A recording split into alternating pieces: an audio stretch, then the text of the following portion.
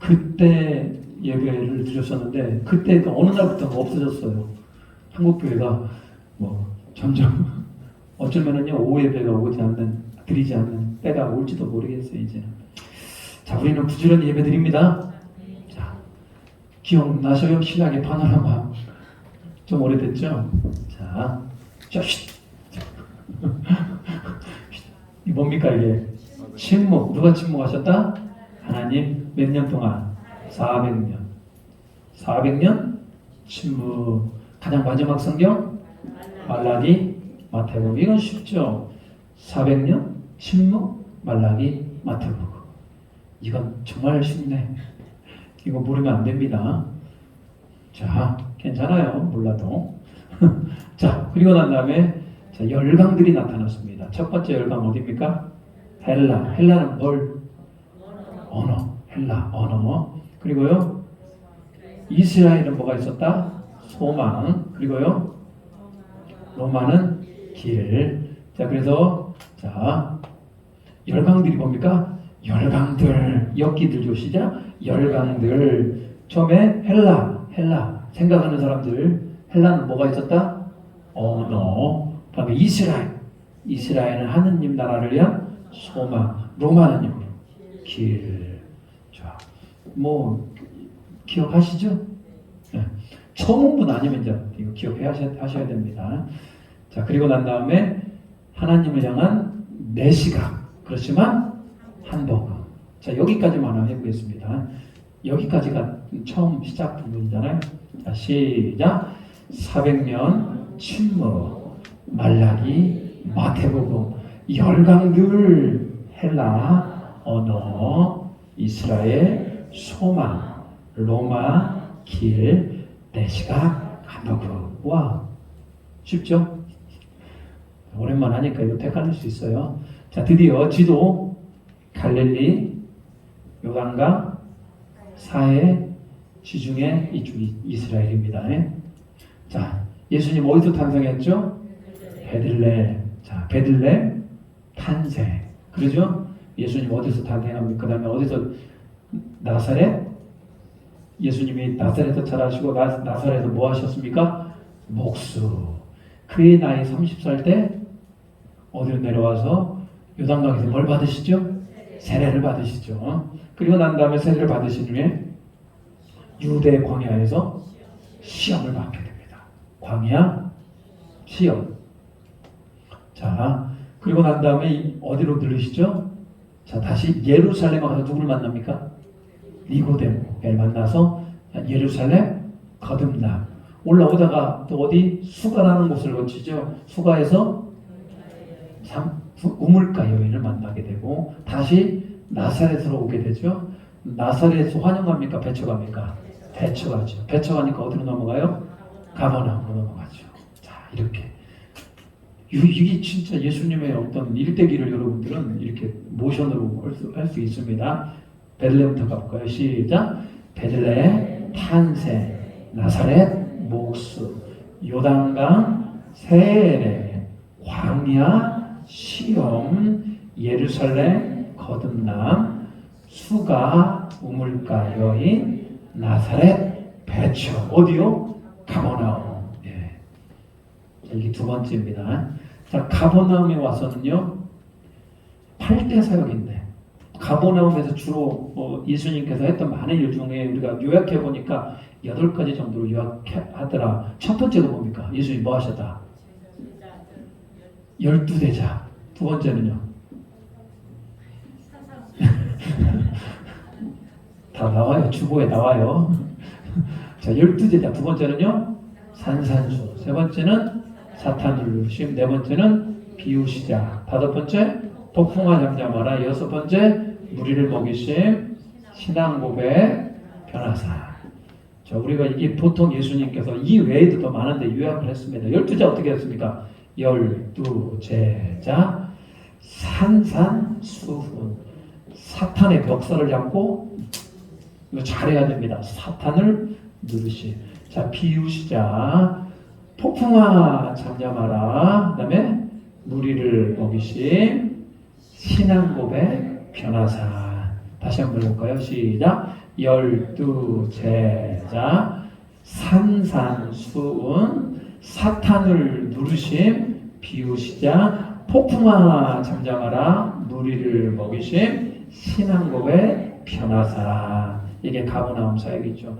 예수님은 드디어 예수님의 말기 이제 사역의 마무리하면서 어디로 올라가십니까? 자, 예루살렘으로 올라가셔요. 예루살렘에 가서 무슨 일이 일어납니까? 배척을 당하죠. 예루살렘에서 어떻게 됩니까? 돌질. 예루살렘에서 돌질. 예루살렘 돌질. 그러니까 예수님 어떻게 됩니까? 자, 돌질하니까 물러나셨죠. 물러나신 곳이 어디입니까? 베레아. 베레아에로 물러나셨죠. 베레아에서 두 가지 메시지를 전했습니다. 첫 번째 메시지는 대가 계산, 그다음에 잃은 것을 찾으시는 하나님. 자, 약간 좀 복잡할 수가 있는데요. 이제 가버나움을 떠나서 예수님께서 어디로 가셨다? 예루살렘. 예루살렘에 갔더니 환영합니까? 돌질을 하잖아요. 돌질을 해서 물러나는데 어디로? 베레아로 물러났다. 베레아에서 예수님께서 대가 계산에 대해서 그리고 잃은 것을 찾으시는 하나님의 아버지에 대해서 설명을 합니다. 그리고 다시 예수님은 어디로 올라옵니까? 다시 유대로, 자, 대가 계산과 다시 유대로 올라오게 되죠. 베레아에서 유대로 올라와서 만났던 사람이 누굽니까? 나사로야 일어나라. 그다음에 자, 여기서는 베다니에서 나사로야 일어나라. 그리고 삭개오야 내려와라. 좀 어려운데 한번 해볼까요? 자, 예루살렘. 자, 시작. 예루살렘 어떻게 합니까? 돌질. 어떻게 됩니까? 물러나시. 그게 어디입니까? 베레아. 베레아에서 두 가지 메시지를 했죠. 대가 계산, 잃은 것을 찾으심. 다시 뭡니까? 유대, 나사로야 일어나라, 삭개오야 내려와라. 자, 여기까지 우리가 많이 했어요. 이제 마지막 예수님에 대한 마지막 부분을 하도록 하겠습니다. 예수님께서는 승리 입성하셨다. 예수님께서 입성하실 때 백성들이 환영했죠. 종려나무를 깔아서 환영했죠. 그날을 그래서 우리는 뭐라고 부릅니까? 종려주일이라고 얘기하죠. 예루살렘에 입성을 하시고요. 자, 그리고 난 다음에 승리 입성. 자, 백성들이 열광을 했습니다. 자, 호산나 다윗의 자손이여 찬송하리로다 하면서 예수님께 열광을 했죠. 자, 그러고 난 다음에 월요일 날 예수님이 하신 일이 뭡니까? 성전을 청결하셨다. 성전에 가봤더니 성전이 어때요? 도둑의 강도의 소굴을 만들었죠. 그 일에 가장 대표적으로 누가 그렇게 강도의 소굴을 만들었습니까? 성전을 제일 잘 깨끗하게 유지해야 되는 제사장들이. 여러분, 한국 교회 가장 큰 타락은 뭔지 아십니까? 목사들이 타락을 한 거예요. 왜 이렇게 잘하죠? 더 타락은 뭔지 아십니까? 목사와 성도들이 같이 타락하는 거. 이젠 소망이 없잖아요. 네. 하여튼 저 같은 목사들이 정말 잘해야 됩니다. 그렇다고 성도들이 책임이 없는 게 아니에요. 성도들과 함께 잘하면은 반드시 좋은 교회가 된다. 저는 이 시대 가운데 반드시 믿고 있는 게 있습니다. 정말로 교회가 한 마음 한 뜻으로 똑바로 서 있으면 하나님께서 영적 부흥을 주실 것이다. 저는 믿습니다. 우리는 영적 부흥을 갈망하시기 바랍니다. 자, 이게 성전을 청결케 하셔요. 자, 그리고 난 다음에 월요일 날 무화과나무를 저주했어요. 이 무화과나무는 누구를 상징합니까? 이스라엘을 상징해요. 열매를 못 맺는 사람들. 신앙생활을 50년, 60년, 70년을 했는데도 여전히 신앙적 열매가 없는 분들. 어떻게 합니까? 성경은 그 열매로 그 사람을 판단한다라고 얘기했습니다. 저 사람이 진짜 하나님의 사람인지를 어떻게 여러분들 봅니까? 말로? 말로는 판단하면 안 됩니다. 뭘 봐야 됩니까? 열매를 봐야 돼, 열매. 그런 열매를 보려면 그 사람을 오래 봐야 됩니다. 저 사람을 옆에서 오래 지켜봤는데 저 사람은 참 하나님의 사람이다. 이래야 돼요. 딱 봤을 때 하나님의 사람 이거 말고 좀 오래 지켜볼 필요가 있어요. 자, 월요일 날 나무를 저주하셨어요. 마르기는 언제 마릅니까? 화요일 날 말랐죠. 네. 자, 열매가 없었던 이스라엘 그리고 유대인의 종교 지도자들을 예수님께서는 비판하셨죠. 자, 그리고 난 다음에 화요일 날은 참 많은 변론을 했습니다. 또 예수님은 공격하려는 사람들이 있었죠. 대표적으로 누구? 대제사장, 사두개인, 바리새인, 서기관. 뭐 각 예루살렘의 장로들 이런 사람들이 와서 예수님을 공격합니다. 예수님은 근데 그들의 공격을 잘 받아 이겨냈죠. 예수님 뭐가 있었기 때문에? 지혜가 있었기 때문에. 저는 그래서 우리 아이들 놓고 기도할 때마다 뭐 달라고? 지혜 주시라고 기도합니다. 성경은 지혜가 여호와를 경외하는 것이 지혜의 근본이라고 얘기했고, 지혜를 얻으면 이 땅을 살아가는 데 있어서 너무 편해요. 사람 딱 보면요, 지혜가 있는 사람이 있고 지혜가 없는 사람이 있어요. 지혜가 없으면 인생이 참 답답해요. 여러분 항상 지혜를 간구하시기 바랍니다. 본인의 지혜도 필요합니다만 우리 자녀들과 우리 누구를 위해서? 손주들을 위해서. 할머니가 뭐해요? 손주들 놓고 기도해야지. 자녀들을 놓고 기도해요. 안 그렇습니까? 네. 하루에 10분이라도 꼭 기도하시기 바랍니다. 자, 예수님을 공격을 했죠. 자, 그리고 난 다음에 예수님께서 수요일 날은 뭐 하셨다? 침묵하셨다. 뭐 하셨다고요? 침묵하셨다. 예수님께서 왜 침묵하셨을까요?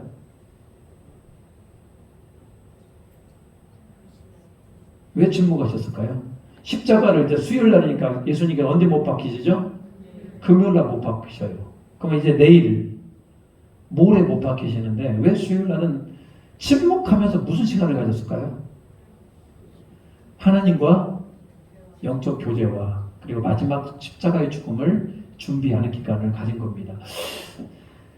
여러분에게 하루 종일 말 한마디 않고 살으라고 하면 여러분 어때요? 좋아요 아니면 할 수 있을 것 같아요? 할 수 있어요? 안녕인 집사님은 못 하실 것 같네. 손님 받아야지. 여러분 침묵이라고 하는 것은 대단히 하기가 어려워요. 안 그렇습니까? 어떻게 하루 종일 말도 않고 살아요? 근데 사람이 공허해지는 것은 어쩌면 말을 많이 하기 때문에 공허해질 수가 있어요. 자꾸 나를 표현하고 내 안에 있는 것들을 방출하기 때문에 우리는 공허해지는 겁니다. 침묵이라는 건 뭡니까? 가만히 이렇게 주님을 묵상하면서 하나님을 내 안에 받아들이는 것. 하나님 말씀을 내 안에 받아들이는 것. 그래서 여러분 가끔씩 아무것도 안 하고 뭐 할 필요가 있어요? 침묵을 할 필요가 있어요. 그래서 제가 이제 영성 훈련이라고 해서 뭐 사랑의 동산이라고 하는 곳을 제가 간 적이 있어요. TD라고도 합니다만 사랑의 동산을 가면은 뭐 저는 뭐 3박 4일 동안 갔다 왔는데 그 뭐 하는지도 모르고 그냥 갔어요. 제가 전도사 때 갔는데 첫날 가자마자 말을 해. 거기 수많은 사람들이 있는데 첫날 아무 말도 하지 않고 그냥 버티는 거예요. 사람 답답해요. 그런데 이렇게 몇 시간 동안 침묵하면서 하나님의 말씀을 들으면서 묵상하면서 있으니까 내 안에 뭐가 일어난다? 회복이 일어나더라는 거예요. 여러분 한번 해보세요. 모든 걸 다 멈추고 뭐 하는 시간? 침묵하는 시간. 저기 유럽 같은 데 가보면은 수도원이라는 데가 있어요. 수도원. 수도원이 뭡니까? 세상을 떠나서 돛 닦는 곳 아니에요. 돛 닦는 곳. 하나님의 말씀으로 돛 닦는 곳. 거기 가면은 많은 말을 하지 않아요. 묵상으로 기도하고 침묵하고 자기 자신을 발견해 나가는 과정이더라는 거예요. 오늘 예수님께서 침묵의 수요일 날 자기 인생을 돌이켜보고 말씀을 묵상하며 기도하며 하나님의 음성을 듣고 더 나아가서 십자가의 길을 준비하는 그런 기간이었더라는 거예요. 우리에게도 필요하다고 생각합니다. 뭔가 큰 일을 앞두고 금식하며 또 침묵하며 하나님의 말씀을 듣는 그런 시간. 여러분 그 시간이 은혜의 시간이 아니겠습니까? 필요하면 꼭 그것도 해야 됩니다. 하나님이 은혜를 주시어 여러분에게 침묵을 원하시거든. 여러분에게 금식을 원하시거든. 여러분이 결단하고 하나님 앞에 그렇게 조용한 묵상의 시간을 가질 수 있는 우리 모두가 되기를 소망합니다. 자, 예수님께서 침묵의 수요일. 그러면 이제는 뭐겠습니까? 자, 침묵하면 자아가 건강해집니다. 그리고 침묵의 수요일. 자, 침묵의 수요일에 예수님은 침묵하면서 하나님과 영적인 교제가 일어납니다. 그런데 그날에 가룟 유다는 어떻게 된다? 은 30에 예수님을 팔아 넘겨요. 가룟 유다가 왜 예수님을 팔아 넘겼을까요? 가장 큰 이유는 자기가 원했던 예수님이 아니에요. 자기는 예수님이 뭐가 될 줄 알았습니까? 예수님이 왕이 될 줄 알았어요. 예수님이 왕이 되면 자기는 한 자리 얻으려고 했죠. 그런데 예수님이 왕이 되는 게 아니고 이상한 말씀을 자꾸 하시잖아요. 나는 죽게 될 것이다. 나는 부활할 것이다. 전혀 정치적인 야망이 하나도 없어요. 전혀 이스라엘을 구원해내고 독립하려고 하는 의지가 하나도 없는 겁니다. 그래서 가룟 유다는, 성경은 가룟 유다가 배반할 수 있었던 이유는 뭡니까? 가룟 유다 안에 뭐가 들어왔다? 사탄이 들어온 겁니다. 악한 영이 들어와서 예수를 팔 생각을 집어넣었습니다. 항상 사탄 마귀가 우리 안에 와서 뭘 집어넣는다? 악한 생각을 집어넣어요. 그러면 여러분 안에 악한 생각이 들 때 있잖아요. 아우 저 미워 죽겠네. 막 화도 나고. 그러면 그것은 여러분의 생각입니까? 악한 것이 준 생각입니까? 알기는 잘 알아. 근데 왜 분별이 안 되냐고. 이건 악한 생각은 내 것이 아니고 누가 준 것이다? 사탄이 준 것이구나. 그러면 그 사탄이 준 그 생각을 버려야 되는데 우리는 그 생각을 버리지 못하고 오히려 그 생각을 뭐합니까? 계속 묵상하잖아. 계속 묵상하고 그 생각을 씹고 막 씹을수록 이게 더 화가 나고 생각하면 생각할수록 더 열이 받고 오늘 가룟 유다가 그렇게 된 겁니다. 사탄 마귀가 그 안에 예수님을 팔 생각을 집어넣자마자 갑자기 예수님 이상하게 보이는 거예요. 지금까지 했던 거 다 거짓말 아니야? 응? 순전히 저거 사기꾼 아니야? 이렇게 된 거 아니에요.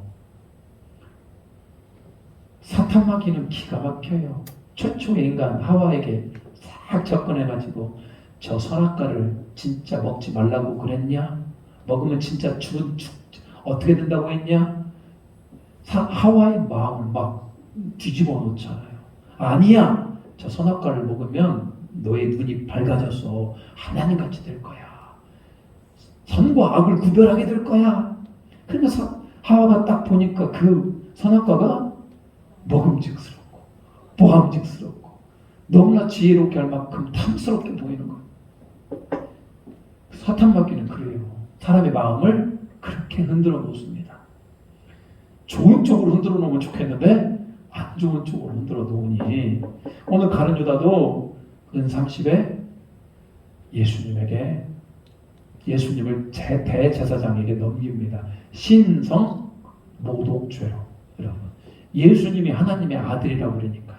예수님의 하나님 자신이라고 그러니까 신성 모독죄로 가룟 유다를 팔아 넘기게 되죠. 자, 차라리 뭐 하지 않았으면 태어나지 아니하였더라면 제게 좋을 뻔하였느니라.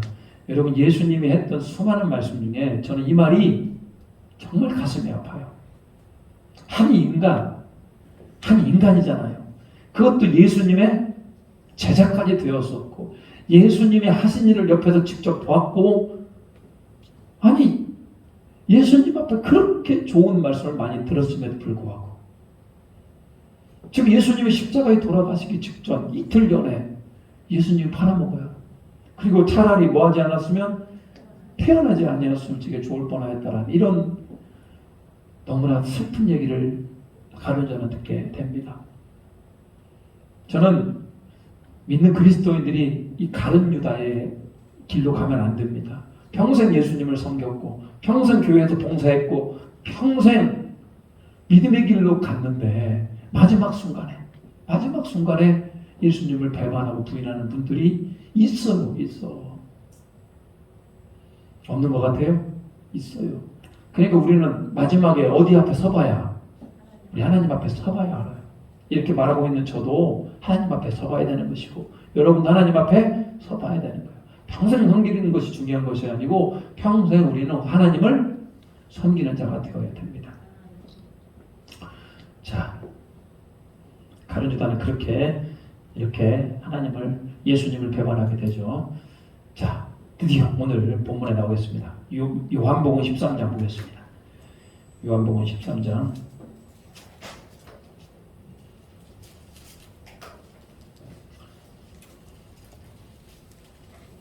요한복음 13장 1절부터 11절 말씀, 신약성경 169면입니다. 요한복음 13장 1절부터 11절. 자, 교독합니다. 제가 1절 읽겠습니다. 자, 6월절 전에 예수께서 자기가 세상을 떠나 아버지께로 돌아갈 때가 이른 줄을 아시고 세상에 있는 자기 사람들을 사랑하시되 끝까지 사랑하시니라.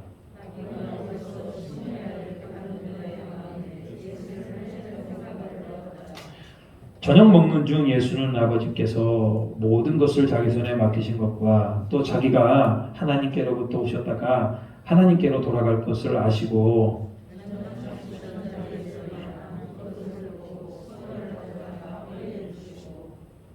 이에 대하에 물을 떠서 제자들의 발을 씻기시고 그 두르신 수건으로 닦기를 시작하여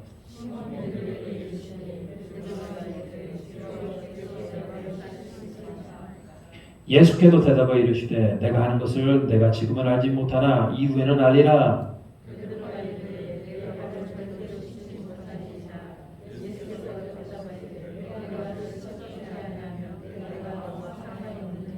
시몬 베드로가 이르되 주여 내 발뿐 아니라 손과 머리도 씻어 주옵소서.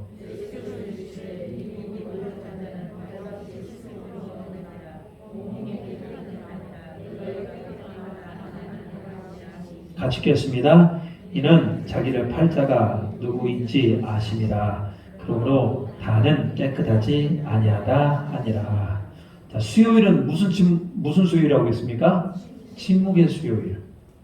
자, 월요일은 청결의 월요일이고 화요일은 변론의 화요일이고 수요일은 침묵의 수요일이고, 자, 목요일은 뭐라고 얘기합니까? 새족 목요일이라고 얘기해요. 새족은 뭡니까? 족은 발을 뜻하죠. 발을 씻어주시는 예수님. 예수님 보이세요? 예수님이 지금 발을 씻어주고 계시죠. 여러분 혹시 세족식 해보셨습니까? 해보신 분? 세족식? 교회에서 많이 했어요? 어떻게 또? 옛날 교회시군요. 옛날 교회는 세족식을 참 많이 했죠. 근데 요즘 교회는 세족식을 잘 안 해요. 근데 한번 해보는 게 참 은혜가 있습니다. 자, 오늘 세족 목요일인데요. 최후의 만찬. 최후라고 그러죠. 마지막 만찬. 예수님과 제자들이 인간의 몸으로 있을 때, 부활하기 직전에, 십자가에 못 박히시기 전에 마지막으로 예수님은 누구와 식사를 하셨다? 제자들과 식사를 하십니다. 다음날, 목요일날 만찬을 하셨으니까 그 다음날 예수님이 새벽에 못 박혀 새벽에 끌려가시니까요. 바로 그 전날 밤에 예수님은 최후의 만찬. 저기 그림도 많이 유명한 그림 아시죠? 최후의 만찬이라고 하는. 자, 예수님께서 사랑하시는 제자들과 마지막으로 만찬을 함께 하십니다. 오늘 본문의 1절에 보니까요. 6월절 전에 예수께서 자기가 세상을 떠나 아버지께로 돌아가실 때가 이른 줄 아시고 세상에 있는 자기 사람들을 사랑하시되 언제까지 사랑하신다? 끝까지 사랑하신다. 여러분 우리 자녀들이 있잖아요. 우리 자녀를 언제까지 사랑합니까? 끝까지 사랑하죠. 안 그렇습니까? 어떻게 자녀들은 끝까지 사랑하지 않아요? 마찬가지로 예수님도 제자들을 끝까지 사랑하는 거예요. 그러면 우리 자녀들은 끝까지 사랑이 되는데 내 남편은요? 끝까지 사랑합니까? 아멘. 내 아내는 끝까지 우리 사랑해야 돼요. 그냥 가족은 그렇다 쳐요. 우리 이웃은요? 우리 성도는 마땅히 우리 이웃과 성도 우리는 끝까지 뭐하자? 사랑하자. 물론 이웃을 사랑하는 데는 우리 한계가 있을 수 있어요. 그러니까 내 안에 예수님의 사랑이 있어야만. 그냥 내가 억지로 사랑하고 싶다고 사랑하면은 그게 도 닦는 거예요. 그게 바로 유교에서 말하는, 불교에서 말하는 그게 인애고 그게 자비예요. 사람의 힘으로 다른 사람을 뭐 할 수 있다? 사랑할 수 있다. 근데 불교에서 말하고 유교에서 말하는 그게 됩니까? 안 됩니까? 안 돼. 내 안에 있는 힘으로 어떻게 다른 사람을 사랑하냐고. 인간은 그게 안 되는 거예요. 내 안에 뭐가 임할 때? 예수님의 사랑이, 내 안에 성령이 임했을 때 우리 사랑할 수 있는 겁니다. 그러니까 여러분, 내가 예배를 제대로 드렸다. 그러면 이웃이 사랑스러워야 됩니다. 내가 예배를 제대로 드렸다. 그러면 같이 성도들이 사랑스러워야 돼요. 예배를 제대로 드리는데 미워 죽겠네. 이러면은 예배를 제대로 드린 게 아니죠. 자, 마지막까지 예수님은 제자들을 사랑하시죠. 그 중에 제자 중에 누가 있습니까? 그렇죠. 그 전날 예수님을 팔아버린 가룟 유다까지 있어요. 가룟 유다도 끝까지 예수님께서 뭐 했다? 사랑하셨다. 오늘도 보면은 계속 예수님께서 이 본문에도 보면은 가룟 유다를 향하여서 그 마음을 돌이키도록 예수님은 아셨어요. 계속 돌이키도록 하는데 가룟 유다는 돌이킵니까? 못 돌이킵니까? 못 돌이키잖아요. 자, 포도주와 떡을 떼며 예수님을 기념하게 됩니다. 이때 예수님께서 자, 포도주와 떡을 떼면서 자, 예수님을 기념할 것을 이렇게 명령을 하게 되는데 이 포도주와 떡을 떼면 예수님을 기념하는 게 뭡니까? 그게 바로 성찬식이에요. 성찬식. 이번 주 금요일 날 성찬식에 대해서 이제 설교를 할 겁니다. 꼭 나오셔요. 금요일 날에 이번 주 금요철 때는 성찬식에 대한 본문입니다. 성찬에 대해서 같이 나눌 건데요. 예수님께서 포도주와 떡을 떼며 이렇게 자기를 기념하러 오겠습니다. 이 포도주는 내가 너희들 흘리는 언약의 피, 떡은요 내 몸. 그러니까 내 피와 내 몸을 먹으면서 너희는 나를 기념하라. 이게 바로 성찬을 가르쳐 주십니다. 제자들이 처음에는 저게 뭔 말인지 잘 몰랐을 거예요. 예수님이 뭐 몸을 먹으래 우리 보고. 그럼 실제로 초대교회에서 오해하는 사람들이 있었어요. 그리스도인들이 식인종이다. 사람의 몸을 먹는다. 그래서 식인종이라고 하는 이런 오해도 받았는데 그게 아니죠. 그건 예수님의 몸과 예수님의 피를 먹는 거예요. 그런데 이제 이번 또 11월 달에 우리 성찬식을 또 하게 될 건데 예수님은 포도주와 떡에 대해서 그렇게 기념하라고 말씀하셨어요. 그리고 난 다음에 예수님께서 제자들에게 뭘 시켜주셨다? 발을 씻겨주셨다. 마지막 밤이에요. 이제 십자가에 돌아가시면서 제자들에게 가장 하고 싶었던 말씀이 뭘까요? 여러분 같으면 자녀들에게 마지막 유언으로 뭘 해주시고 싶겠습니까? 예수님이 이 마지막에 발을 씻겨주면서 뭔가 영적인 의도가 있지 않겠습니까? 그냥 했겠습니까? 절대 그러지 않아요. 오늘 그래서 예수님이 밥 먹는 중에 수건을 딱 두르고 배아에다가 물을 떠가지고 쫙 옵니다. 이것은 보통 누가 했던 겁니까? 발을 씻겨주는 것은 종들이 했던 일이에요. 예수님이고 예수님의 12제자가 있잖아요. 그러면 그 중에 예수님이 선생님이잖아요. 종은 아니잖아요. 예수님이 대화를 가져오더니만 제자들이 발을 씻겨주는 이 모양이 일단 이상합니까? 이상하지 않습니까? 대단히 이상한 모양이에요. 그럼 제자들이 깜짝 놀라요. 아니 선생님 이게 지금 뭡니까? 우리들이 오히려 예수님의 발을 씻겨드려야지. 중동은 먼지가 그렇게 많아요. 우리같이 이렇게 좋은 자연 환경이 아니에요. 바위도 많고 광야도 많고 막 우리나라가 정말 축복받은 땅이에요. 이스라엘이 뭐 젖과 꿀이 흐르는 땅 옛날에는 그랬을지 모르겠는데 지금 그러지 않아요. 그러다 보니까 신발도 형편없잖아요. 돌아다니다 보면 다 발에 당연히 때가 먼지가 많이 묻게 돼 있어요. 그러면 당연히 그 발을 씻겨주는 것이 종의 역할이었고 그게 바로 밑사람에 대한 도리였다. 근데 예수님이 자기가 제자들의 발을 씻겨주는 겁니다. 왜 그랬을까요? 그 중에 베드로는 도저히 이해가 안 갔던 모양입니다. 자 6절 한참 읽어볼까요? 6절 시작.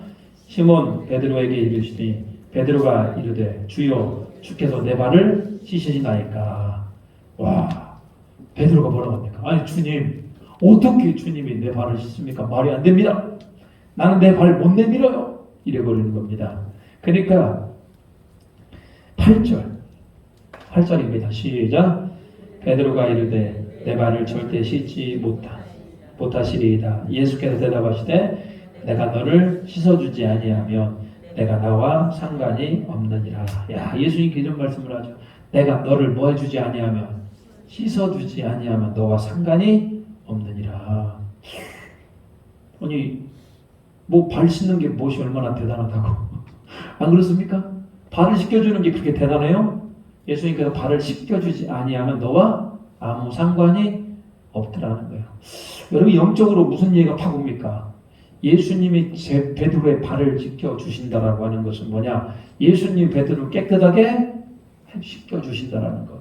결론적으로 얘기하면 예수님이 제자들을 깨끗게 하기 위해서 무엇을 합니까? 나중에 십자가에 못 박혀 죽으시죠. 그러니까 여러분 이 세족이라고 하는 의미는 예수님과 제자 사이에 내가 너를 깨끗하게 씻겨줘야 된다. 이 말은 곧 영적으로 내가 너희를 위해 십자가에 못 박혀 죽어야 될 것이다를 은연중에 말씀해주고 있어요. 그러니까 베드로가 뭐라고 얘기했냐면 그럼 발만 씻어주지 말고 온몸도 씻어주세요 라고 얘기를 합니다. 자, 그러면서 예수님께서는 제자들에게 무슨 말씀을 하시냐? 14절, 15절입니다. 자, 시작. 내가 또 주어는 선생이 되어 너희 발을 씻었으니 너희도 서로 발을 씻어주는 것이 옳으니라. 내가 너희에게 행한 것이 너희도 행하게 하려 하여 본을 보였노라. 자, 예수님께서 세족식을 해주신 두 가지 이유. 첫 번째 이유는 뭐냐? 예수님께서 씻어줘야만이 너희들은 깨끗하게 된다. 내가 너희를 깨끗하게 하지 아니하면 너와 나는 아무런 상관이 없다. 이 말은 영적으로 무슨 얘기입니까? 내가 너를 위해서 십자가에 죽어서 내가 너를 깨끗하게 할 것이다. 그렇게 하지 아니하면 너와 나는 아무 상관이 없다. 십자가의 사건을 보여주고 있고요. 두 번째는 뭡니까? 내가 너희를 이렇게 씻어 주었듯이 너희들도 서로를 어떻게 해라? 씻어주는 자가 되어라. 서로 뭐하는 자가 되어라? 섬기는 자가 되어야 된다라고 지금 얘기하고 있어요. 예수님께서 여러분 정말 중요하게 생각한 부분이 뭡니까? 제자들끼리 서로 뭐하는 것? 서로 사랑하고 서로 섬기는 것. 이게 진짜 중요한 마지막 메시지였어요. 첫 번째는 뭡니까? 예수님이 우리의 모든 죄를 짊어지시고 십자가에 죽으셨다라는 것. 그래야만이 우리가 깨끗함을 입는다라는 것. 이게 첫 번째. 두 번째 메시지는 뭡니까? 너희들이 서로 사랑하고 서로의 발을 씻어주어라. 이게 두 번째 가르침이에요. 그 두 가지 원리는 어떻게 보면요, 다 중요한 원리입니다. 저는 여러분에게 권면합니다. 예수님이 십자가에 죽으심으로 우리의 모든 죄를 다 짊어지시고 우리를 깨끗게 하였음을 믿으시기 바랍니다. 그래서 베드로가 예수님과 상관없는 자가 되지 않은 것처럼 우리도 예수님과 상관없는 자가 아니에요. 뿐만 아니라 우리가 서로를 섬기고 서로를 위해서 기꺼이 발을 씻어줄 수 있는 저와 여러분이 되시길 바랍니다. 우리 여름에 막 수련회 같은 거 하면요, 성도들끼리 이렇게 한번 발을 씻어주고 처음에는 되게 쑥스럽고 막 그러기도 하거든요. 그런데 이렇게 발을 씻다 보면은 누구의 마음이 느껴져요? 예수님의 마음이 느껴져요. 아, 예수님도 이렇게 나의 발을 씻어 주셨구나.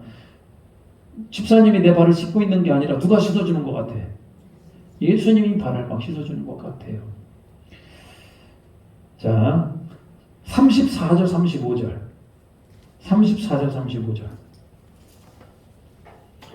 요한복음 13장 34절 35절 같이 한번 읽겠습니다. 시작. 새 계명을 너희에게 주노니 서로 사랑하라. 내가 너희를 사랑한 것 같이 너희도 서로 사랑하라. 너희가 서로 사랑하면 이로써 모든 사람이 너희가 내 제자인 줄 알리라. 예수님께서 세족신을 마무리하면서 마지막으로 뭐라고 얘기합니까? 너희들이 뭐가 되라? 서로 사랑해라. 서로 사랑하면 많은 사람들이 너희들이 뭐가 될 것이다? 내 제자인 줄 알 것이다.